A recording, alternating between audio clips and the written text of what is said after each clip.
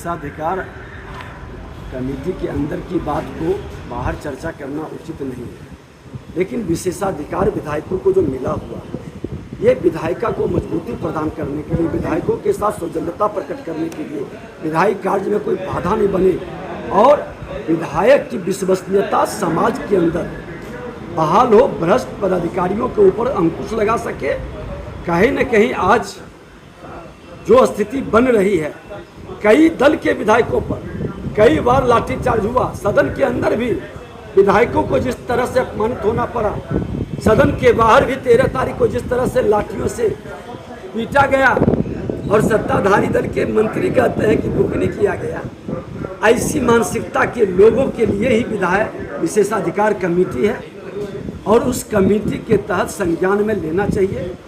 जब जब प्रशासनिक अराजकता फैलता है तो विशेषाधिकार कमेटी उसको कंट्रोल करता है और नहीं तो भ्रष्टाचार अपराध चरम पर पहुंचता है और इस कमेटी के माध्यम से निरपेक्ष भाव से ये कदम उठानी चाहिए। मंत्रिमंडल का विस्तार से अब कोई अंतर पड़ने वाला है क्या?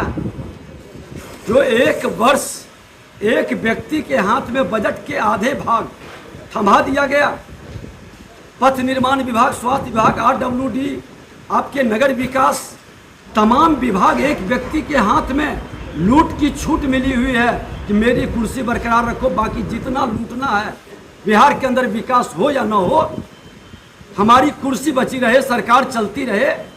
ये पूरी तरह से सत्ता के लिए एक व्यक्ति सत्ता में रहने के लिए समझौता कर रहा है, दूसरा व्यक्ति सत्ता से हटाने के लिए संयोजक बनाने के प्रयास में लगा है और एक दूसरे को ठगने में लगा है। बिहार की जनता ठगा रही है, बिहार की जनता का विकास रुक गया, बर्बादी के नायक इन दोनों से बिहार मुक्ति चाहता है।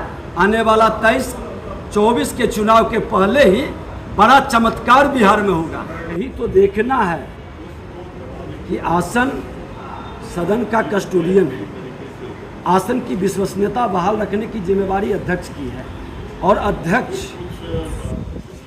से हम लोगों ने आग्रह भी किया है विशेषाधिकार हनन का मामला को दे करके और कहा है कि विधायिका किसी पार्टी की नहीं होती है, विधायिका संविधान के तहत प्रदत्त अधिकार के तहत जनता की आवाज़ होती है और इस आवाज़ को कोई दबाने का काम करे, इस आवाज़ को कोई गुम करने का प्रयास करे तो ये लोकतंत्र की हत्या है और लोकतंत्र के हत्यारे को बख्शना नहीं चाहिए, उस पर कार्रवाई होनी चाहिए। और अगर जो कार्रवाई नहीं होती है तो फिर लोकतंत्र में ऐसे लोगों को विश्वास नहीं होगा, ऐसे लोग की विश्वसनीयता घटेगी। ये आने वाला दिन में पता चलेगा। उस समय अरविंद केजरीवाल जी की बात नहीं मानी गई तो वो निकल गए। इस बार इनकी बात नहीं मानी गई, इनको लगा कि संयोजक का घोषणा हो जाएगा, नहीं हुआ तो निकल गए। अगली बार हो सकता है कि इनको संयोजक का घोषणा कर दें।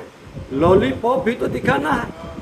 सब जान रहे हैं कि भ्रष्टाचार में डूबे लोग को भारत की जनता उनको सत्ता नहीं देगी। आप इंडिया बना लिए, इंडिया को लूटने वाले, इंडिया के नाम पर लूट की छूट चाहते हैं तो इंडिया के लोग, भारत के लोग इंडिया को लूटने वाले को, जनता की गाढ़ी कमाई खाने वाले को, उस भ्रष्टाचारी को, उस आतंकवादी, उग्रवादी और अपराधी को संरक्षित करने वाले को तुष्टीकरण की राजनीति समाप्त होगी और इंडिया को अंग्रेजों ने इंडिया कहा था, 21वीं सदी का भारत है जिसको स्वामी विवेकानंद ने कहा था। ये 21वीं सदी का भारत नरेंद्र मोदी के नेतृत्व में विकसित भारत बनेगा। भारत की जनता मन मिजाज बना चुकी है। ये इंडिया रख ले या इंडिया के अंदर ही समा जाए। अच्छा है कि 2 दलीय व्यवस्था देश के अंदर बनने चाह रहा है। ये भी देश के प्रधानमंत्री नरेंद्र मोदी जी का उपलब्धि है कि 2 दलीय व्यवस्था, एक दल भाजपा का होगा और एक दल कांग्रेस का होगा। कांग्रेस के बैनर तले तमाम कांग्रेस के विरुद्ध लड़कर के आने वाले जमात खड़े हो गए हैं। ये लोकतंत्र के लिए शुभ है।